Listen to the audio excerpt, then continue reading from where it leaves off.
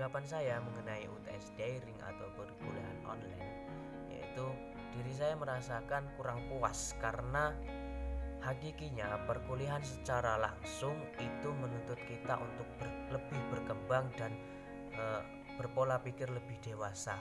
Sedangkan perkuliahan online itu selalu mengandalkan Google, dan Google.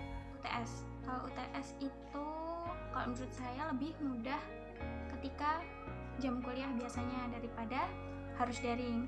UTS daring itu menurut saya tidak efisien. Kenapa? Karena sebagian besar dari kami para mahasiswa itu banyak yang pulang kampung. Di kampung itu terkadang harus ada yang keluar rumah dulu, harus ada yang berpindah-pindah tempat dulu, atau bahkan naik ke tempat yang lebih tinggi dulu untuk bisa mendapatkan sinyal yang bagus.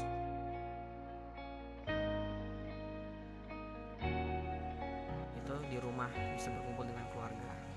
Kemudian dukanya di sini adalah sistem daring ini banyak menghabiskan paket internet dan juga sangat mengganggu ketika terjadi jaringan koneksi internet yang buruk gitu. Kan setiap daerah itu memiliki jaringan internet yang berbeda-beda sinyalnya.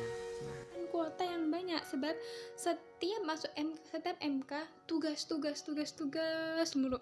Setiap MK juga itu tuh memerlukan sebuah aplikasi yang dimana aplikasi tersebut tuh menyedot atau mengambil kuota yang begitu sangat terkurasnya, sampai-sampai dompet kita tuh pun juga terkuras. Kuota itu lebih boros yang kuota ketika kita daring, karena kita harus online ketika jam kuliah itu beda dengan ketika kita jam kuliah biasanya.